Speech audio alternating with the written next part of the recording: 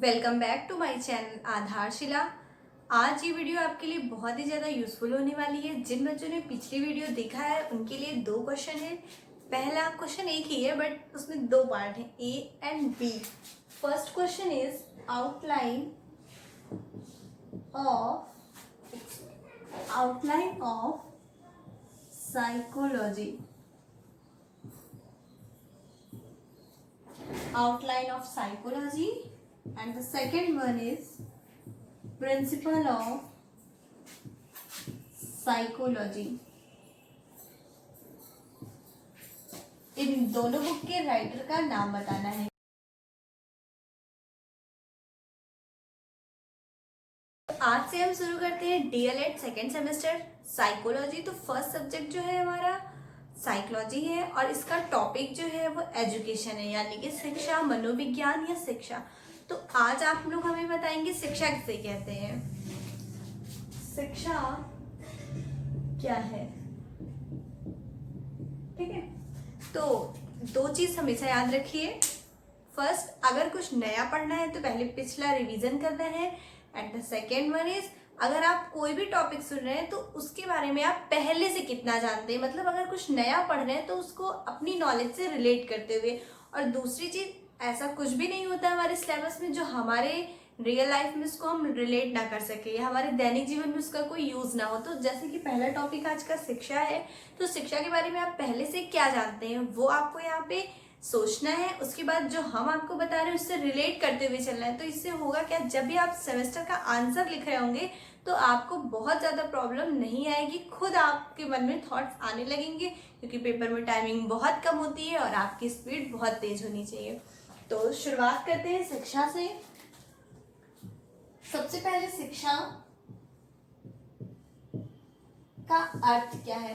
जब भी कोई नया तो नहीं है ये शब्द, लेकिन जब भी कोई नया टॉपिक हम पढ़ रहे होते हैं तो हम उसके शब्द से अर्थ निकालते हैं, यानी कि उस शाब्दिक अर्थ देखते हैं, फिर उसकी डेफिनेशन तैयार करते हैं और फिर उसके बारे में समझने में हमें बहुत ज्यादा आसानी होती है।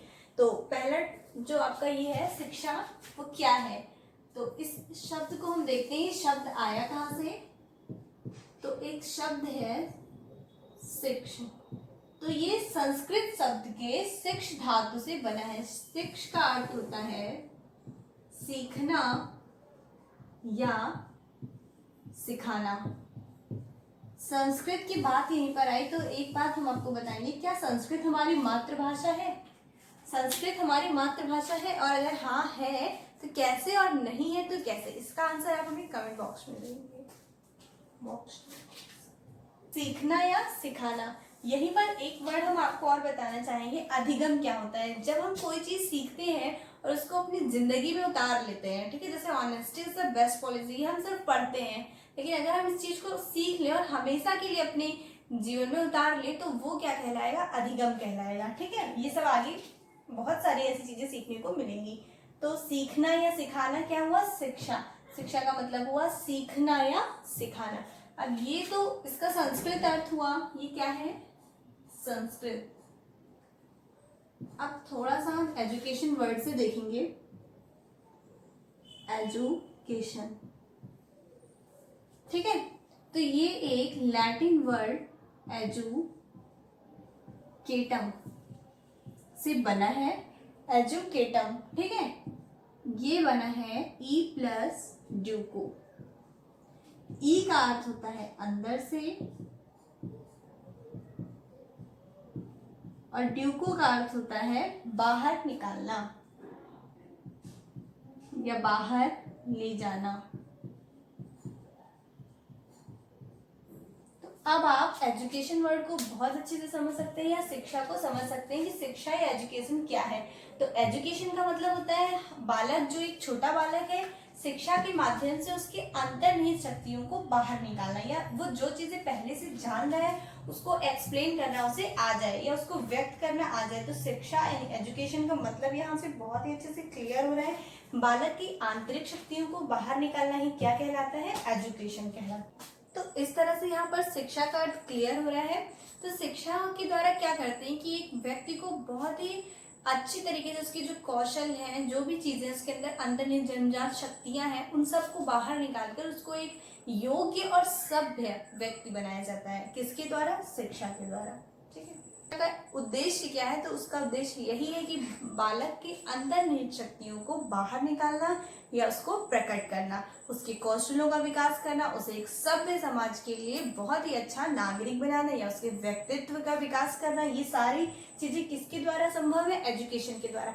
हमारी शिक्षा सिर्फ कॉपी किताब और पढ़ाई लिखाई से संबंधित नहीं होती है, हर क्षेत्र में शिक्षा का योगदान होता है।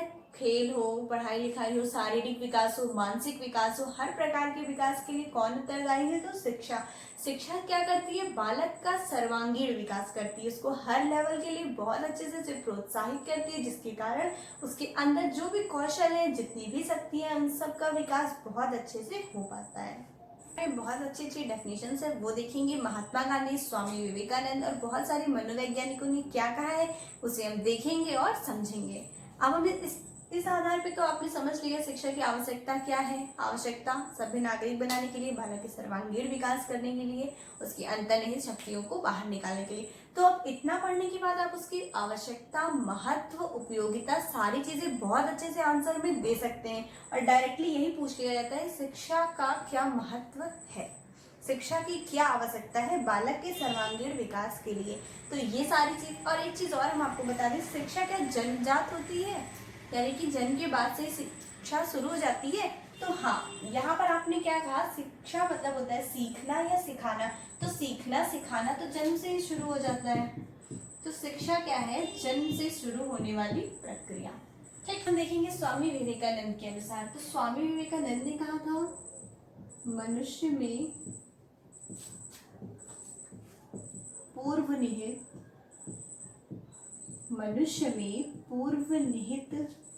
पूर्णता का प्रस्फुटन ही शिक्षा है।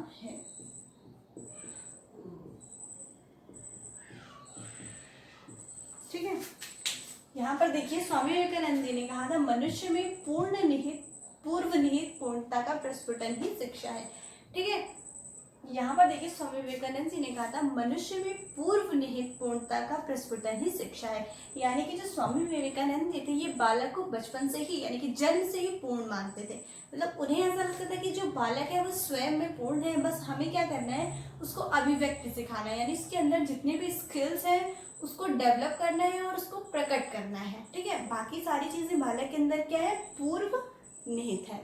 अब दूसरी डेफिनेशन देखेंगे, महात्मा गांधी। ये बहुत इंपॉर्टेंट है, महात्मा गांधी द्वारा डायरेक्टली पूछ लिया जाता है। महात्मा गांधी जी ने क्या कहा? तो महात्मा गांधी जी ने कहा, शिक्षा से मेरा अभिप्राय, शिक्षा से मेरा अभिप्राय बालक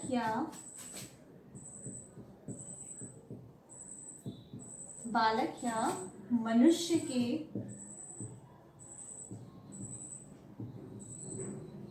शरीर,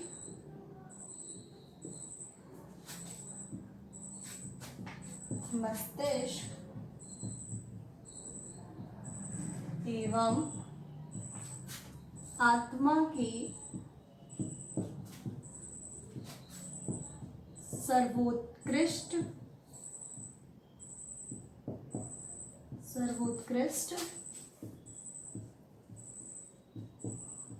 विकास से है।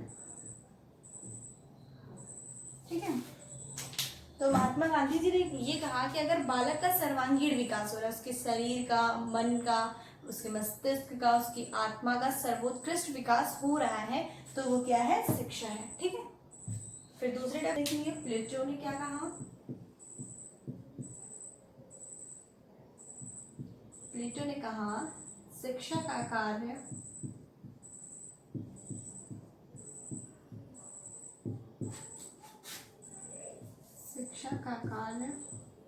व्यक्ति या बालक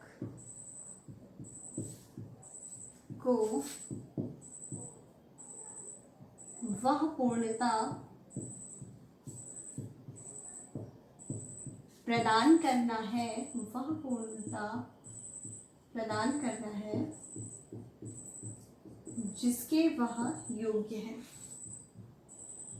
जिसके वह योग्य है। ठीक, तो प्लेटो के अनुसार समझ में आ गया, मतलब उसको जिसके वह योग्य है, यानी जो जितनी चीजें वो सीख सकता है वो सारी चीजें उसे सिखाना, या जितना चीजें वो ग्रहण कर सकता है या जितनी भी उसके अंदर है वो सारी चीजें व्यक्त करना क्या है, शिक्षा है। पूर्णता प्रदान करना ही शिक्षा है। और फिर एक बहुत ही फेमस लाइन है, स्वस्थ शरीर में स्वस्थ मस्तिष्क निवास करता है। ये लाइन किसकी है, गेस करिए जल्दी, बताते हैं। ये लाइन है अरस्तु की, यानी कि एरिस्टोटल इंग्लिश। अरस्तु ने क्या कहा था, स्वस्थ शरीर में स्वस्थ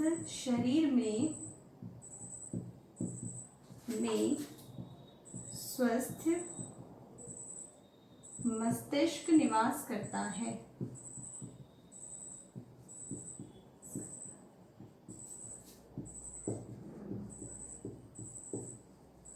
ये जो डेफिनेशन है ये कई बार पूछी जा चुकी है एग्जाम में कि ये किसने कहा था, और या फिर ये पूछा जाता है डायरेक्टली कि महात्मा गांधी के अकॉर्डिंग शिक्षा क्या थी, कि शिक्षा का क्या अर्थ है। ठीक है, तो ये सारी डेफिनेशन बहुत इंपॉर्टेंट है और इसके थ्रू हम समझ सकते हैं कि शिक्षा क्या है। ठीक है, तो बालक का सर्व शिक्षा का अगर महत्व पूछा जाएगा तो आप आराम से लिख सकते हैं। पहली चीज, शिक्षा का महत्व बालक के सर्वांगीण विकास करने के लिए, बालक के अंतर्निहित शक्तियों को बाहर प्रस्फुटन के लिए या बाहर प्रकट करने के लिए शिक्षा बहुत ही आवश्यक है। उसके नैतिक मूल्यों के विकास के लिए बच्चों को, छोटे बच्चों को नैतिक शिक्षा की कहानियां सुनाई जाती हैं, उससे क्या होता है, बालक की नैतिकता का विकास होता है। अगर उसे बड़े बड़े महावीर लोगों की कहानी सुनाई जाती है तो उन्हें क्या होता है, उनके अंदर वीरता आती है। तो ये सारी चीजें किसके कारण संभव है, शिक्षा के कारण। ठीक है, अब हम देखेंगे शिक्षा के कितने ध्रुव है, शिक्षा के कितने प्रकार हैं, जो कि बहुत इंपॉर्टेंट है। एजुकेशन है, यानी कि जो शिक्षा है ये कितने ध्रुव होते हैं इसके, ये कितने ध्रुव की ये प्रक्रिया है, तो द्विध्रुवी। शिक्षा को ये क्वेश्चन पूछ लिया जाता है कि किसके अनुसार शिक्षा जो है वो द्विध्रुवीय प्रक्रिया है और किसकी बाइपोलर। ठीक है, और किसके अनुसार ये ट्राइपोलर या त्रिध्रुवीय प्रक्रिया है, त्रिध्रुवीय या ट्राइपोलर। तो ये बहुत इंपॉर्टेंट है, यहाँ पे डायरेक्टली नाम पूछ लिया जाता है कि किस मनोवैज्ञानिक के अकॉर्डिंग शिक्षा द्विध्रुवीय है और किसके अकॉर्डिंग शिक्षा त्रिध्रुवीय है। तो दो ध्रुवीय में देखते हैं किसने कहा था, एडम्स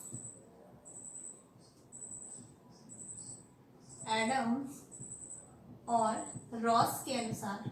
ठीक है, एडम्स और रॉस ने कहा था कि जो शिक्षा है वो कैसी प्रक्रिया है, द्विध्रुवीय प्रक्रिया है। और इन्होंने क्या कहा था, शिक्षा में शिक्षक और शिक्षार्थी। ठीक है, ये दो ध्रुवीय प्रक्रिया है, क्या, शिक्षक और शिक्षार्थी। फिर त्रिध्रुवीय कहने वाले कौन थे, रायबर्न। यहाँ पे डायरेक्टली क्वेश्चन ऐसे पूछा जाता है कि ड्यूवी, जॉन ड्यूवी के अनुसार शिक्षा कैसी प्रक्रिया है, कितने ध्रुवीय प्रक्रिया है। ठीक है, तो रायबर्न और जॉन ड्यूवी, जॉन डीवी इनको कहते हैं। तो इन्होंने क्या कहा था, शिक्षा कैसी प्रक्रिया है, ट्राइपोलर। इसके तीन ध्रुव होते हैं, पहला है शिक्षक और शिक्षार्थी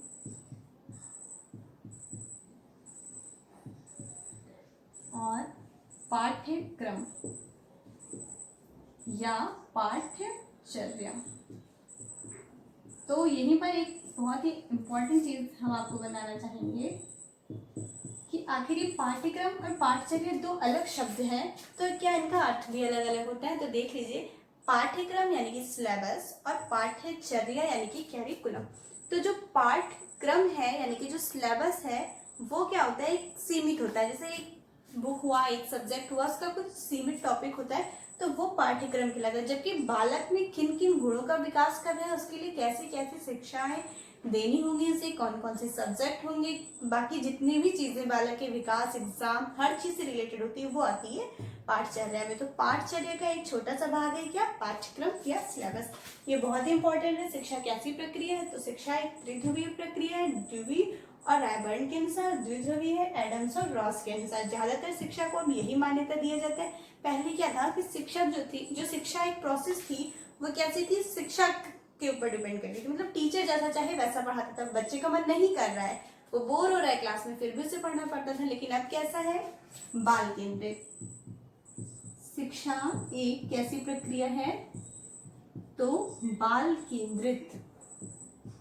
ठीक है, ये चीज समझना बहुत जरूरी है। अब क्या है, अगर क्लास में हमने देखा कि बच्चे जम्हाई ले रहे हैं, उन्हें पढ़ने का मन नहीं कर रहा है, तो हम जबरदस्ती उन्हें नहीं पढ़ाते, फिर हम वो चीज करते हैं जिसमें उनका इंटरेस्ट होता है।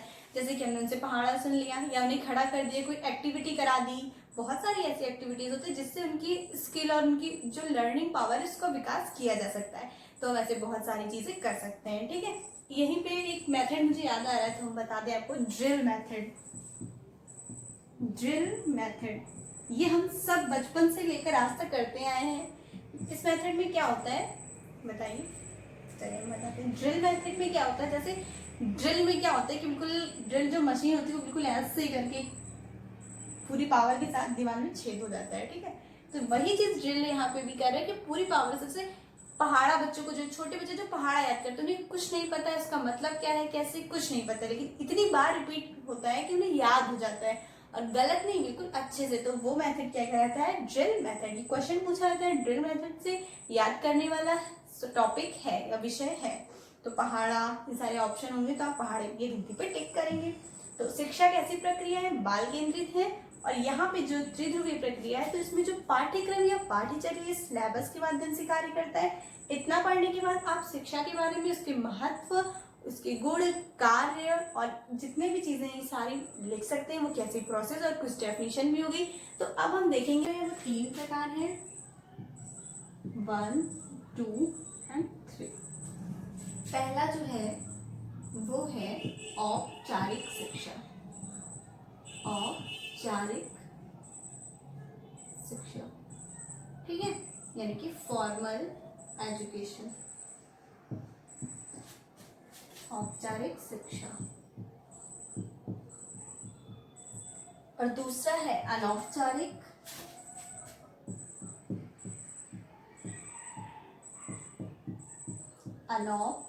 शिक्षा या इनफॉर्मल एजुकेशन। और तीसरा है गैर औपचारिक या निरौपचारिक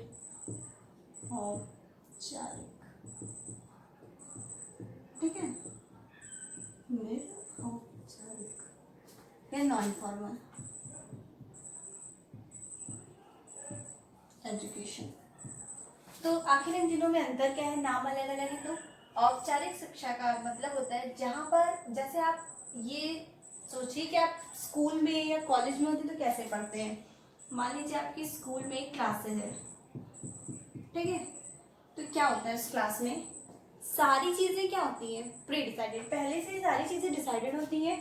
क्या आपको पढ़ना है, टाइम टेबल आपका, ठीक है, टाइम टेबल क्या है, डिसाइड है, टाइमिंग क्या है, डिसाइड है, कितनी देर तक पढ़ाना है, क्या टॉपिक पढ़ाना है, एक हर चीज कौन से डे में पढ़ाना है, कौन सी डेट में पढ़ाना है, ये सारी चीजें क्या होती है यहाँ पे डिसाइडेड होती है, ठीक है, पहले से फिक्स होती है। तो वो कौन सी एजुकेशन कहलाती है, औपचारिक। आपका 7 बजे स्कूल आना ही है, 8 बजे से आपकी क्लास है, तो ये क्या है, औपचारिक शिक्षा। अनौपचारिक शिक्षा, जैसे कि आपको कुछ शिक्षा मतलब हमेशा याद रखिएगा, हमेशा याद रखना है, शिक्षा मतलब क्या होता है, सीखना या सिखाना। तो अनौपचारिक शिक्षा में क्या होता है, जब भी हम कोई चीज सीख लेते हैं तो वो क्या हो गया, अनौपचारिक। बिना टाइम टेबल, बिना किसी क्लास के अगर हम कोई चीज सीख रहे हैं तो वो क्या है, अनौपचारिक। और इसमें क्या होता है, ना ये औपचारिक शिक्षा है ना ये अनौपचारिक है। जब आकस्मिक रूप से हम कोई चीज सीखते हैं तो वो क्या है, गैर औपचारिक या निरौपचारिक शिक्षा। तो हम जो स्कूल में होता है वो क्या है, औपचारिक। तो यही शिक्षा आपके लिए इम्पोर्टेंट है। हमेशा क्वेश्चन पूछा जाता है औपचारिक शिक्षा और अनौपचारिक शिक्षा में क्या अंतर है। तो अब आप बहुत अच्छे से एक्सप्लेन कर सकते हैं। इसमें क्या होता है, टाइम टेबल और ये सारी चीजें डिसाइडेड होती है। इसमें कुछ भी डिसाइडेड, समय सीमा और इससे कोई भी बाध्यता नहीं होती है। इसमें क्या होता है, समय और ये सारी चीजें बाध्यता होती है कि हाँ कितना पढ़ना है कितना नहीं। और इसे थोड़ा सा ये भी कहा जाता है कि ये थोड़ा कठोर है। क्या है, कठोर है। जबकि यहाँ पे थोड़ा सा लचीलापन है, और वो तो आकस्मिक होने वाली प्रक्रिया है, वहां भी लचीलापन है। इसका उद्देश्य क्या है शिक्षा का, देखो शिक्षा क्या है, इन सभी का जो प्रकार है इनका उद्देश्य क्या होता है, शिक्षा का सतत और निरंतर विकास करना। तो अब इस वीडियो के माध्यम से आप ये समझ सकते हैं कि शिक्षा क्या है, शिक्षा मनोविज्ञान क्या है। शिक्षा के बारे में, हाँ शिक्षा मनोविज्ञान से याद है, शिक्षा मनोविज्ञान कुछ अलग नहीं है। यही क्वेश्चन पूछा जाता है कि शिक्षा में मनोविज्ञान का क्या महत्व है। तो यही महत्व है, क्योंकि जो शिक्षा है उसके लिए मनोविज्ञान बहुत जरूरी है। और शिक्षा के लिए मनोविज्ञान, मतलब बालक मनोवैज्ञानिक रूप से तैयार है या नहीं, मानसिक रूप से वो तैयार है या नहीं तैयार है। ये नहीं कि उनसे नींद आ रही है आप पढ़ाए जा रहे हो, ठीक है। तो ये सारी चीजें क्या है, शिक्षा मनोविज्ञान। अगर आप ये मनोविज्ञान को समझ रहे हैं तो आप बालक को बहुत अच्छे से शिक्षा दे सकते हैं। ये शिक्षा के प्रकार होंगे, तो इस वीडियो के माध्यम से आप समझ सकते हैं शिक्षा। जिन्होंने अभी तक चैनल को सब्सक्राइब नहीं किया है वो जल्दी से सब्सक्राइब कर लें, hit the bell icon. Thank you.